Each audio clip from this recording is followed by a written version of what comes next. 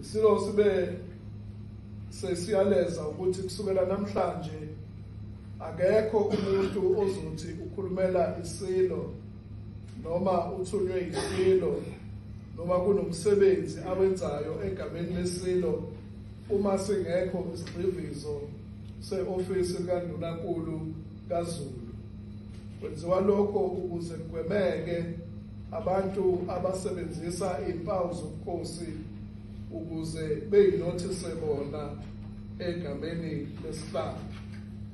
Ngalawo mazwi-ke amafuphi lina weSILO abahlonishwa abavela kwabeyindaba, weSILO sinethemba ukuthi uqokwa kaNdunankulu lo ukhulumayo nephini lakhe uzokwazi ukuthi kudale ukubuyisana nokusebenzisana nozinzo nokubambisana endlunkulu nasezweni sonke sikaZulu sogama.